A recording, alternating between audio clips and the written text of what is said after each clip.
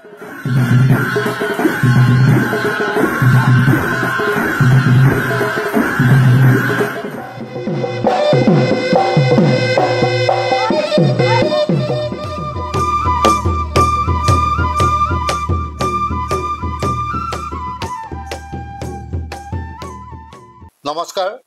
ALA লাইভৰ এই বিশেষ অনুষ্ঠানটোলৈ আপোনালোক আটাইকে স্বাগতম জনাইছোঁ ডিজিটেল ইণ্ডিয়া বা ডিজিটেল ভাৰত প্ৰধানমন্ত্ৰী নৰেন্দ্ৰ মোদী ডাঙৰীয়াই 2015 চনত এই ব্যৱস্থাৰ কথা ঘোষণা কৰিছিল আৰু তাৰ এটা বছৰ পাছতেই 2016 চনৰ পৰা আৰম্ভ হৈছিল ডিজিটেল পেমেণ্ট ব্যৱস্থা এই ডিজিটেল পেমেণ্ট ব্যৱস্থাটোৰ সৈতে আমি সকলোৱে এতিয়া অভ্যস্ত ইউপিআই বুলি ক'লে সকলোৱে জানে ইউনিফাইড পেমেণ্ট ইণ্টাৰফেচ আৰু এই ইউপিআই ব্যৱস্থাৰ জৰিয়তে আমি দৈনিক এতিয়া শ লাখ কোটি টকা এতিয়া আদান প্ৰদান লেনদেন হৈ আছে সমগ্ৰ দেশত কেৱল দেশতেই নহয় এতিয়া বিদেশৰো কেইবাখনো ৰাষ্ট্ৰত এই ব্যৱস্থাটো প্ৰয়োগ কৰা হৈছে ইউপিআই ব্যৱস্থা কি ডিজিটেল পেমেণ্ট ব্যৱস্থা কি কেনেদৰে আৰম্ভ হ'ল এই ব্যৱস্থা ইত্যাদি বিষয়বিলাক এতিয়া সকলোৰে মনত খুদুৱাই থকা বিষয় আমি যদিও ব্যৱহাৰ কৰি আছো ডিজিটেল পেমেণ্ট ব্যৱস্থাটোত কিন্তু এইবিলাক ব্যৱস্থা কেনেদৰে আগবাঢ়িছে এই ব্যৱস্থাৰ ফলত আমাৰ অৰ্থনীতিত কি প্ৰভাৱ পৰিছে কিমান সুবিধা হৈছে ভাৰতীয় নাগৰিকৰ দৈনন্দিন জীৱন যাত্ৰা কিমান সুচল হৈছে ইত্যাদি বিষয়বিলাক আলোচনা কৰাৰ প্ৰয়োজন আৰু এই বিষয়বিলাক আলোচনা কৰিবলৈ আজি আমাৰ ষ্টুডিঅ'লৈ আমি আমন্ত্ৰণ জনাই আনিছো এগৰাকী বিশিষ্ট ব্যক্তিক সেইগৰাকী ব্যক্তি হ'ল অধ্যাপক গৌৰ গোপাল বণিক নমস্কাৰ স্বাগতম জানাইছো আমাৰ এই অনুষ্ঠানটোলৈ তেখেত অধ্যাপক বণিক সম্প্ৰতি গিৰিজানন্দ চৌধুৰী বিশ্ববিদ্যালয়ৰ যেটো মেনেজমেণ্ট আৰু কমাৰ্চ বিভাগ আছে তাৰ ডিন ইয়াৰ উপৰি তেখেত আইআইটি গুৱাহাটীতো অতিথি অধ্যাপক গুৱাহাটী বিশ্ববিদ্যালয়তো গৱেষকসকলৰ তেখেত গাইড আৰু গুৱাহাটী কমাৰ্চ কলেজত সুদীৰ্ঘকাল তেখেতে অধ্যাপনা কৰিছিল এগৰাকী অভিজ্ঞতাপুষ্ট ব্যক্তি আৰু তেখেতৰ গৱেষণাৰ বিষয়ে হ'ল এইটো আৰু তেখেতে যথেষ্ট দিন ধৰি এই বিষয়ত গৱেষণা কৰি আছে গতিকে আমি আজি আমাৰ ষ্টুডিঅ'ত তেখেতক পাইছোঁ আমি তেখেতৰ পৰা জানিম ইউপিআই ব্যৱস্থাটো সম্পৰ্কে অধ্যাপক বণিক ডাঙৰীয়া আপোনাক স্বাগতম জনাই আমি এই বিষয়টো আপুনি আৰম্ভ কৰক কেনেদৰে ক'ব যে ইউপিআই কি আমাৰ দৰ্শকসকলে জানিবৰ কাৰণে আপুনি কেনেধৰণে আগবঢ়াব এই কথাটো চাওক কিছুদিন আগত মই গণেশগুৰি ফুটপাথ দি যাই আছিলো তাতে কিছুমান মানুহে গান গাই আছে দেই ফুটপাথত বেলেগৰ পৰা আহিছে তেওঁ কিবা এটা দিব লাগে তো মই পকেটৰ পৰা পইচা ওলাইছো 10 টকাতে দিম তো তেওঁলোকে তেখেতে কি কৰিছে এনেকে এটা কিউআৰ কাৰ্ড মোক ওলাই দিছে আজি ডেটটো যদি কয় 2025 ভাৰতবৰ্ষৰ 50 কোটি মানুহে এই ইউপিআই ব্যৱহাৰ কৰি আছে তাৰ মানে 50 কোটি মানুহে আমাৰ যিমান জনসংখ্যা ভাৰতৰ তাৰ উপৰি যিখিনি আচলতে লেনদেন কৰিব পৰা সমৰ্থবান বা যিখিনি বয়স হৈছে বা আদান প্ৰদান কৰে সেই লোকসকলৰ সংখ্যাটো যদি চাওঁ তাৰ মানে 50 কোটি হলে প্ৰায় 80% মান হৈ যাব কাৰণ আমি ইয়াৰ পৰা আমি শিশু বা এল্ডাৰলি পিপল যিবিলাক আছে আমাৰ বয়স আছে তেওঁলোকো বাদ দিছো তেনেকে যিবিলাক চাওক কিমান ইউপিআই ইউজ কৰি আছে কিমান মানুহ ইউজ কৰিছে ভাৰতবৰ্ষত এতিয়া ইউপিআই মানে কি এটো আপুনি সুধিবচোন আপুনি 1000 মানুহ যদি সুধে আপুনি 500 মানুহে ক'ব নেকি মানে ক'ব পাৰিব না ইউপিআই মূল নামটো কিহৰ পৰা আহিছে ইউপিআই মানে কি এনে আপুনি বুজি চাব কোনবা ষ্টুডেন্টক বুজি যাব তাতে মই কলেজত পঢ়াও ইউনিভাৰ্সিটি পঢ়াও ইউপিআই কি কৰি থাকে কিন্তু ইউপিআই পেমেন্ট কৰিছে সৰু সৰু বাচ্চাবিলাক পেমেন্ট কৰি আছে আৰু স্কুলৰ ষ্টুডেন্টও পেমেন্ট কৰি আছে ঠিক আছে এই কাৰণে ইউপিআই টো অলপ প্ৰথমতে কৈছো ইউনিফাইড পেমেন্ট ইন্টাৰফেস ইউনিফাইড তাতে মানে বিভিন্ন বেংক চাওক আপোনাৰ জিপে আছে কোনবাৰ আছে বেলেগ কিবা ককচোন ফোন পে কোনবাৰ ভীম আছে এপ বিভিন্ন বেংক বিভিন্ন ৰকমৰ ট্ৰানজাকশন এক লগত কৰা হৈছে এইটোকে কয় ইউনিফাইড পেমেন্ট ইন্টাৰফেস কিন্তু গল্পটো আৰম্ভ হৈছে 2016 নহয় স্যাৰ গল্পটো আৰম্ভ হৈছে 2009 ৰ পৰা 2009 তেতিয়া এটা কোম্পানী হৈছে কোম্পানী যে 2013 ৰ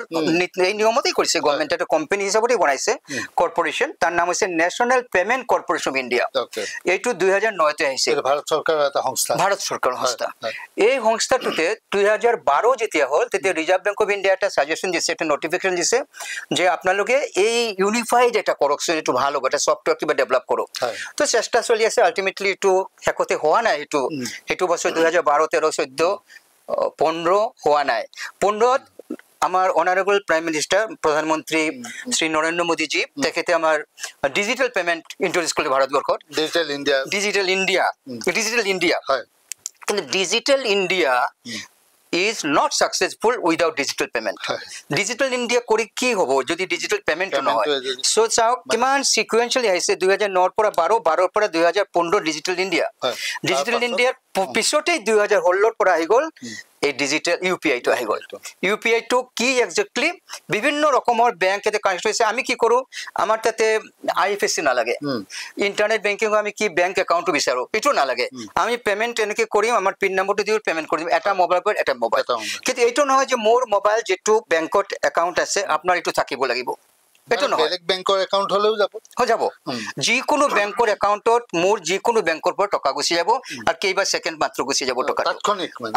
তাৰ কাৰণে আমি নাম্বাৰত পেমেন্ট কৰিব পাৰো নাম দিন বিচাৰিব পাৰো বা আমি কিউআৰ কোড আপোনাৰ পৰা লৈ পেলাই এনেকে আমি পেমেন্ট কৰিব পাৰো এই বস্তুটো হৈছে এই ব্যৱস্থা এটা মোবাইলৰ ওপৰতে জৰিয়তে এজন বেংকৰ একাউন্টৰ পৰা আন এজন বেংকৰ একাউন্টত তাৎক্ষণিকভাৱে গুছি যায়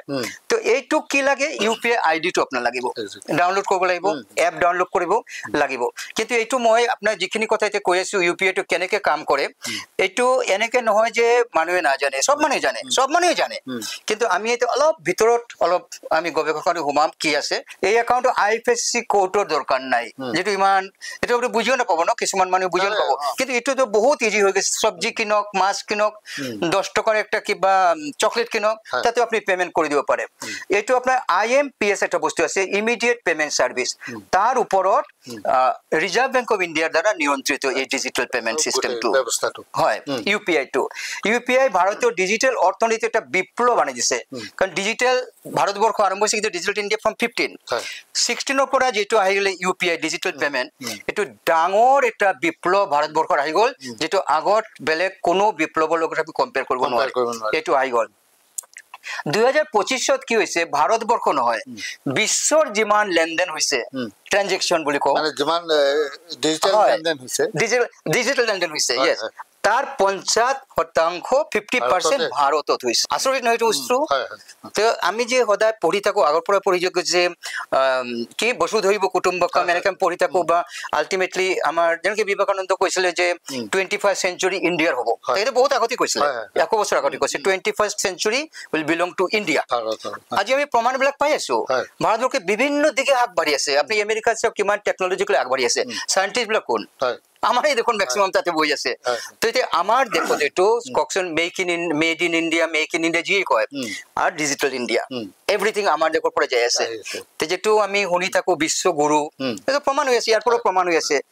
প্ৰতি বছৰে 250 বিলিয়ন লেনদেন হয় ভাৰতবৰ্ষত যেটো আমেৰিকান ডলাৰ বলে 3.4 ট্ৰিলিয়ন এটো ইন্ডিয়াতে প্ৰতি বছৰ দেই 2016 পৰা আৰম্ভ হৈছে আৰু বাঢ়ি আছে 2025 কি হৈছে অকল আগষ্ট মাহ আজি এটি সেপ্টেম্বৰ ন জাস্ট এক মাহ আগত কেইদিন আগত আগষ্ট মাহৰ মই ডাটা ওলাইছো তাতে 20 বিলিয়ন লেনদেন হৈছে যেটো ভাৰতবৰ্ষৰ মুদ্ৰাত হ'ব 25 ট্ৰিলিয়ন টকা ভাৰতবৰ্ষৰ দিছে ইউপিআইৰ জৰিয়তে কোনে ইউপিআই নকৰে এটো কোৱেশ্চন সবে কৰি আছে ক্যাশ দিলে বেহাই পাই মানুহ এটা ৰিক্সা লগো দিব পাৰে আচ্ছা আপুনি কওকচোন এই ইউপিআই যে হৈ আছে ভাৰতবৰ্ষত 2025 ৰ কথা কৈছে আৰু গতিত হ'ব পাৰে এটো কথা কি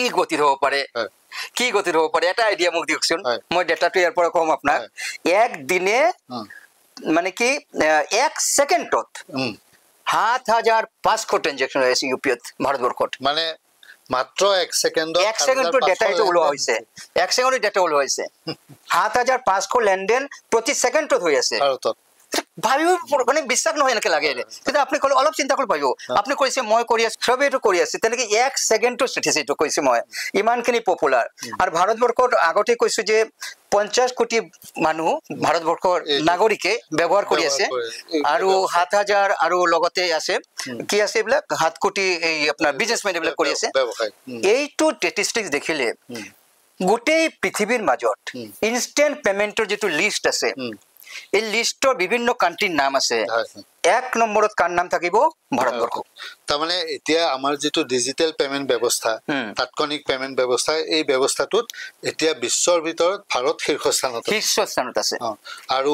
প্ৰায় 50 কোটি ভাৰতীয় লোকে আমি ভাৰতবাসীয়ে 50 কোটি লোকে এই ব্যৱস্থাটো আমি ব্যৱহাৰ কৰি আছো আৰু 7 কোটি বিজনেসম্যান আৰু 7 কোটি ব্যৱসায়ী মানে সাধাৰণ নাগৰিক 50 কোটি আৰু তেওঁলোকৰ উপৰি 7 কোটি ব্যৱসায়ী তেওঁলোকে এটো ব্যৱহাৰ কৰি আছে আৰু কোটেই কথাটো হল এনে ধৰণৰ যে আমি যি বেংকৰ নহক যি বেংকৰে একাউণ্ট নহওক ইটো বেংকৰ পৰা সিটো বেংকলৈ তাৎক্ষণিক লেনদেন কৰি আছে আমি ইউপিআই কৈ আছো কিন্তু ইউপিআই এটা সেগমেন্ট আমি ডিসকাস কৰিছো তাৰপৰে 2 নম্বৰ ইউপিআই হলে না 2 নম্বৰ ইউপিআই 2.0 মানে তাৰ দ্বিতীয় পৰ্যায় কেতিয়া আৰম্ভ হইতো এইটো আৰম্ভ হইছে 2018 ৰ 16 আগষ্টৰ পৰা মানে 2 বছৰ পাছত ডেভেলপ হৈ আছে সব বস্তু ডেভেলপ হৈ আছে এভৰিথিং এই দ্বিতীয় পৰ্যায়টোত কি সুবিধা দ্বিতীয় পৰ্যায়টো আপোনাক কৈছো এইটো আৰম্ভ হৈছে 2018 ৰ 16 আগষ্টত এতে ব্যৱহাৰকাৰী কি কৰিব জানে ওভাৰড্ৰাফ্ট যেটো আছে ওভাৰড্ৰাফ্ট একাউণ্টলৈ লিংক কৰি দিব পাৰিব আৰু হেইটো যাক মানে বেংকে ওভাৰড্ৰাফ্ট দিব তাৰ পৰা ওভাৰড্ৰাফ্ট কৰি পেমেন্ট কৰিব পাৰিব এইটো আহিছে এইটো জুনে অপচন জুনে লব পাৰে লয় তাতে ইনভয়েস এটা আহিছে ইনবক্সৰ মাজত কাক কিমান পেমেন্ট কৰিছে তাৰ ইনভয়েস বিলাক আহি যাব এইটো আগত নাছিলে এইটো নতুন আহিছে আৰু ইউপিআই অটোপে এটা বস্তু আহিছে আৰু 2021 চনৰ ভিতৰত ইউপিআই অটোপেটো আৰম্ভ হৈছে 21 চনৰ পৰা ইউপিআই অটোপে এটো 21 চনৰ পৰা তাৰ পিছত আমি কি কইলো 2.0 তাৰপৰে আৰো একটা ফেজ আহিল নহয় আৰু এটা পৰ্যায় আহিল নহয় সেইটো পৰ্যায়ৰ নাম হৈছে ইউপিআই 123 পে পিওআই পে ইউপিআই 123 পে সেকশন কে 3 নম্বৰ স্টেজ গিছি গলো আমি স্তৰে একবাৰই বাড়ি যাই কেতিয়া আৰম্ভ হৈছে এইটো আৰম্ভ হৈছে 2022 ত এইটো 1-2 পে আৰম্ভ কৰিছে এইটো কোনে কৰিছে ৰিজাৰ্ভ বেংকে তো ইয়াতে এই ব্যৱস্থা জৰিয়তে ব্যৱহাৰকাৰী স্মাৰ্টফোন নথকা অৱস্থাতো কৰিব পাৰে আপনি এক স্মাৰ্টফোন লাগিব নহয় ইউপিআই কৰিব লাগে এটো আপনাৰ গাঁওগঞ্জত যেবিলাক আমাৰ ভিলেজ এৰিয়া ৰুৰাল এৰিয়া তেলতো ইন্টাৰনেট না থাকিব পাৰে পয়সা না থাকিব পাৰে হেইটো ফোনত দি যেটো ফোন স্মাৰ্টফোন নহয় এটো দি 1 2 3 কল কৰি পেলাই ভয়েস টু দি পেমেন্ট কৰিব পাৰে এনেকে সিস্টেম আছে মানে 1 2 3 টু তেওঁলোকে কল কৰি পেলাই এই ব্যৱস্থাটো তেওঁলোকে হয় টকা লেনদেন কিন্তু কিমানখিনি এতিয়ালৈকে চলি আছে মই ক'ব নোৱাৰো কিন্তু এটো আছে ব্যৱস্থাটো আছে এটো আছে ব্যৱস্থাটো আচ্ছা ভয়েস মেনু বুলি আছে তাৰপিছত 1 2 3 পে আহিল গল তাৰ পিছত আকৌ আহিল আৰু এটা পৰ্যায় ইউপিআই কিমানটা আৰু এটা পৰ্যায় আহি গল এটো ইউপিআই 3.0 3.0 যেটো কয় আৰু তাতে কি হৈছে সাহেব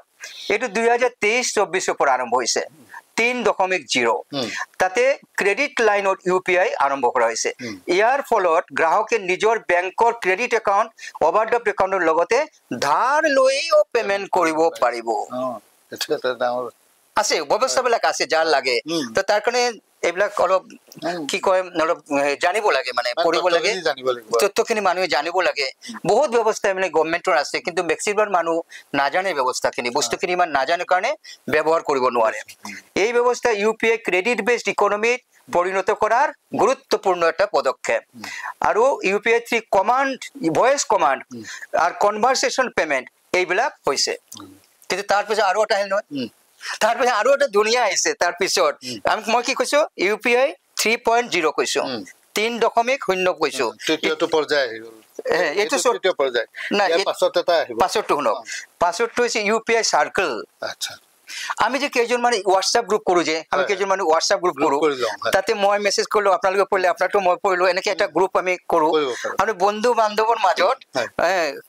বান্ধৱৰ মাজত মিলি একটা গ্ৰুপ খুলি দিও ইউপিআই গ্ৰুপ ইউপিআই সাৰ্কেল বুলি কয় তাতে একে আনক এনেকে পেমেন্ট কৰাৰ এটো সীমাবদ্ধ থাকিব তাৰ মাজতে এটো তো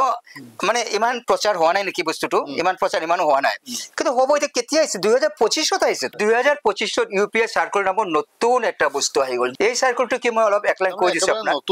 নতুন বৈশিষ্ট্য দ্বাৰা ব্যৱহাৰ কৰি নিজৰ নিকট বন্ধু বা পৰিয়ালৰ হৈতে সীমিত ভাবে পেমেন্ট গ্ৰুপ এটা কৰিব পাৰে পেমেন্ট গ্ৰুপ ডিজিটালি এই সাৰ্কেলত সদস্যসকলে পৰস্পৰৰ মাজত সুৰক্ষিতভাৱে পেমেন্ট কৰিব পাৰিব আৰু কিউআৰ কোড নহলে হ'ব তেওঁলোকৰ মাজত তেওঁলোকে পেমেন্ট কৰি থাকিব আৰু ক্ষুদ্ৰ দলীয় যিবিলাক ব্যৱহাৰ মানে ব্যৱসায়ী আছে বা পৰিবাৰৰ আপুনি যদি কৈছে বন্ধু বান্ধৱ পৰিয়ালৰ একলগত মিলি এই বস্তু কৰিব পাৰে এইটো হৈছে ইউপিআই সাৰ্কেল এইটো বস্তু ইমানখিনি ডেভেলপ হৈছে আৰু এই কথাটো যে এই যেটো ব্যৱস্থা এই ব্যৱস্থাটো দুই আমাৰ অৰ্থনীতিত আৰু সমাজত কি ধৰণৰ প্ৰভাৱ পৰিছে আপোনাক এটা কথা কও সাপোজ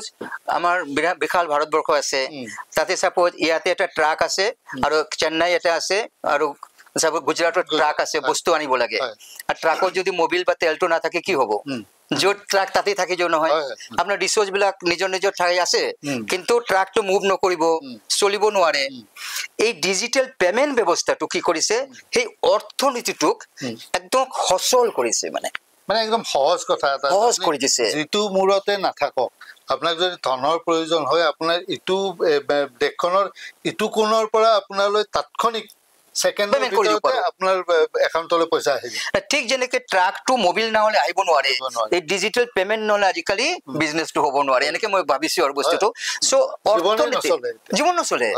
জীৱন নচলে ডিজিটেল নহলে আপনি ক্যাশ লৈ ঘূৰি থাকক কিন্তু ইমান কাম নাই আৰু ক্যাশৰ সাকচন আৰু জীৱাণু থাকে এইবিলাকো আছে বস্তু আৰু আজিকালি অনলাইন পেমেন্ট হয় বহুত কথা অনলাইন পেমেন্ট বিজনেছ হয় তো ডিজিটেল অৰ্থনীতিত উল্লেখযোগ্য পৰিৱৰ্তন আহিছে এটো নিৰ্ভৰতা ক্যাশৰ ওপৰত নগদৰ ওপৰত যেটো নিৰ্ভৰতা এটো কমাই দিছে আৰু ক্যাশ দৰকাৰ নাই চুৰ হ'ব পাৰে হেৰা হ'ব পাৰে কিবা হ'ব পাৰে প্ৰব্লেম হ'ব পাৰে ক্ষুদ্ৰ ব্যৱসায়ী কক শিক্ষাৰ্থী ষ্টুডেন্ট কক দৈনিক মজুৰি কক গৃহিণী কক সকলোৰ বাবে এটো এটা কি এটা সহজ মাধ্যম হৈছে আৰু ভাৰতবৰ্ষৰ যিমান ট্ৰানজেকচন হৈছে অকল ভাৰতবৰ্ষ কৈছো তাৰ 84% ইউপিআই হয় এতিয়া ডিজিটাল ইন্ডিয়া যেটো আমাৰ 2015 এ আমাৰ মাননীয় প্ৰধানমন্ত্ৰী নৰেন্দ্ৰ মোদী ডাঙৰীয়াই ইন্ট্ৰোডিউস কৰিছে ভাৰতবৰ্ষত এই ডিজিটাল ইন্ডিয়াৰ কাৰণে ডিজিটাল ইন্ডিয়া উদ্দেশ্য যেটো এটো সফল কৰাৰ কাৰণে ডিজিটাল পেমেন্টৰ উল্লেখযোগ্য ভূমিকা আছে এটো অৰ্থনীতিৰ ভূমিকা এটো কৰিছে তেওঁলোকে তাৰ পিছত আৰু দুই একটা কথা মই আপোনাক ক'ব পাৰো এটো তো আপনিও প্ৰথম কৈছে আজি যে আমাৰ তো ভাৰতবৰ্ষ ইউপিআই টো হৈছে এই ইউপিআই টো ইমান ধুনিয়া হৈছে গুগলে আমেৰিকাক সাজেশন দিছে যে আপোনালোকে এটো লগ আৰু পৃথিৱীৰ বিভিন্ন দেশে এই ভাৰতবৰ্ষ এটো লগ চেষ্টা কৰি আছে কিন্তু ইতিমধ্যে বহুত কান্ট্ৰিতে তো লৈছে তা ক্ৰস বৰ্ডাৰ পেমেন্ট যেটো সক কিছু দিন মই সিঙ্গাপুৰ গৈছিলো তাতে মোৰটো এটো পেমেন্ট কৰিব নোৱাৰো মই ইয়াৰ পৰা সিঙ্গাপুৰ ডলাৰ কিনি লৈ গৈছো হেতে পেমেন্ট কৰিছো আকৌ খুচৰাটো বহুত দিগদাৰ মানে হোটেল খুচৰাটো দিগদাৰ মানে তো তাতে যদি মই ডিজিটেলটো কৰি দিও মই পাৰো এই ব্যৱস্থাটো নাছিল এইটো হৈছে ক্ৰস বৰ্ডাৰ পেমেন্ট ডিজিটেল ৰূপী ইন্টিগ্ৰেশন কিন্তু লগতে ফ্ৰড যেটো আছে মই পিছত ডিসকাস কৰিম যেটো চ্যালেঞ্জ কিছুমান আছে হেইটো এআই দি কেনেকৈ হেইটো চেক কৰিব পাৰি হেইটো নতুনকে এটা ব্যৱস্থা এটো আকৌ পিছত ডিসকাস কৰিম আৰু এনপিসিআই এ বিদেশী দেশসমূহ পাৰ্টনাৰশ্বিপ কৰি ইউপিআই গ্লোবাল নেটৱৰ্ক কৰাৰ চেষ্টা কৰি আছে ইমান দিন তো অকল আমাৰ এটো গ্লোবাল নেটৱৰ্ক কৰাৰ চিন্তা কৰি আছে এটা সাকচন ভাৰতৰ টেকনলজি কোড গৈছে ভাৰতৰ টেকনলজি পেমেন্ট অৰ্থনীতি ৰেকৰ্ড কিমান ওপৰত ব্যৱস্থাটো মানে এটা ভাৰতে মানে খুব সবলভাৱে নেতৃত্ব সবলভাৱে সিঙ্গাপুৰ ইউএ ফ্ৰান্স ভুটান এইবিলাক দেখে অলৰেডি গ্ৰহণ কৰিছে সম্পূৰ্ণভাৱে নগদবিহীন অৰ্থনীতি যেটো হয় আমি তাৰ ফালে যাই আছো নগদবিহীন অৰ্থনীতি সুবিধাবিলাক কি চাওক এটো সহজ আৰু দ্ৰুত ট্ৰানজেকচন আৰু কাৰেন্সি কনভাৰ্সন মানে ফিউচাৰ ফৰেন টুৰিস্টৰ কথা কৈছো কাৰেন্সি খুব সোনকালে কনভাৰ্ট হৈ যাব এতে মই ইন্ডিয়ান ৰুপি মোৰ এতে আছে মই যদি এতে সিঙ্গাপুৰ যাও সিঙ্গাপুৰ ডলাৰ মই কিনিব নালাগে পৰিৱৰ্তন হৈ যাব কিনিব নালাগে মই এটো কৰিম আৰু তাৰ পৰা যদি ইয়াতে আহে পৰ্যটক তেওঁলোকে পাৰি হিচাপত পাই যাব টকা পাই এই যে এটা প্ৰবলেম এই এক্সচেঞ্জ প্ৰবলেম এটো নোহোৱা হৈ যাব এক্সচেঞ্জ প্ৰবলেম কিমান সুগম হ'ব সব বস্তু টুৰিজম ইন্ডাস্ট্ৰি ডেভেলপ কৰিব সব বস্তু ডেভেলপ কৰিব আচ্ছা আৰু এটো অনলাইন অফলাইন আগতে কৈছো দুটাতে পসিবল হৈ আছে এটো চেষ্টা কৰা হৈছে আৰু এটা বস্তু এই একেই টপিক চাওক ইউপিআই ইন্টাৰনেশনালাইজেশন ইয়াতে আহে ইন্টাৰনেশনালাইজেশন এটো এনপিসিআই কৰি আছে এমইউ কৰিছে জানে Singapore UAE Nepal Bhutan France UK Japan technologically ইমান ডেভেলপড মৰিশাছ তেওঁলোকৰ লগত এমইউ কৰিছে আৰু মই অলপতে এটা আৰ্টিকল পঢ়িছো তাত দেখিছো যে ভাৰতে মানে ব্ৰিক্স যিখিনি কান্ট্ৰি এই দেশখিনিকো তেওঁলোকে কৈ আছে যে এইখিনি কৰিব লাগে অলৰেডি তো কিছুমানে কৰিছে ব্ৰিক্সৰ গোটেই কথাটো হলেই তেতিয়াই আকৌ এটা সেই আমেৰিকাৰ যিটো প্ৰত্যাহ্বান সেইটো প্ৰত্যাহ্বানটো টেৰিফ হৈ গ'ল যাব আৰু আচ্ছা বেনিফিট কি ইন্ডিয়ান টুৰিষ্ট বা এনআৰআই জনেই হোক এই ক্ৰস বৰ্ডাৰ ট্ৰানজেকশন এটো কৰিব পাৰিব আৰু গোলটো কি 20টা নেশন মানে ভাৰতবৰ্ষ কৈছে 20টা নেশন গোটেই এইটো এডপ্ট কৰিব ইউপিআই 2028-29 লৈকে আমাৰটো এডপ্ট কৰিব তেওঁলোকে এই লাইনত আহি যাব এনেকে অলপতে মালয়েছিয়া আৰু ইয়াতে কেইটামান কান্ট্ৰি ন তেওঁলোকে এইটো আমাৰ একসেপ্ট কৰিছে ক্ৰস বৰ্ডাৰ পেমেন্টৰ যেটো এপ মানে আমাৰ প্ৰযুক্তিটো তেওঁলোকে লৈ ল'ব তেতিয়া আচ্ছা আৰু এটা মই আপোনাক এতিয়া ডেটা কৈ 2025 কথা কৈ আছো এক্সপোর্ট কৰে যে 25টা কান্ট্ৰিত মানে আমাৰ টেকনলজি এই 25টা কান্ট্ৰি মানে আফ্ৰিকা আছে নামিবিয়া কেনিয়া ৰওয়ান্ডা মোজাম্বিক তাতে গুছি গৈছে আমাৰটো আমেৰিকাত কোড গৈছে Peru Trinidad Tobago Asia Thailand Saudi Arabia এইবিলাকত গৈছে এই বস্তুবিলাক চলি আছে বস্তুটো এক্সপোৰ্ট হৈছে আমাৰ টেকনলজিটো কিন্তু কিছুমান চ্যালেঞ্জ আছে সেইটোৱে তাৰ মানে চ্যালেঞ্জটো কেনে ধৰণৰ যে আমি ধৰক ব্যৱহাৰ কৰো আমি সহজভাৱে কৰো কিন্তু মই এতিয়া লগতে দেখিছো যে কোনবা মানুহ এজনে অনলাইন পেমেন্ট কৰিছিল কিন্তু কিছু সময় পিছত তেওঁ দেখিলে যে তেওঁৰ একাউণ্টৰ পৰা বেছি পইচা গুচি গৈছে বা কোনবাই লৈ গৈছে এই ধৰণৰ ফ্ৰড কিছুমান জালিয়াতি বহুত হৈছে আৰু আমি সদায় বাতৰি কাকত বা টিভিত নিউজত দেখি আছো যে জালিয়াতি ধৰা পৰিছে জালিয়াতি হৈছে এই বস্তুখিনি মানে ডিটেক্ট কৰিবলৈ ধৰিবলৈ কি ব্যৱস্থা বা কি হয় একচুয়ালি কি এনে জালিয়াতি তো বহুতে হৈ থাকে আৰু এটা বস্তু জালিয়াতি নহয় মই আপোনাক কথা কওঁ গোটেই আমাৰ যেটো 24 ঘণ্টাৰ দিন আছে তাতে দুটা পিৰিয়ড কও যে 10টাৰ পৰা 12টা এটা মান এইটো এটা টাইম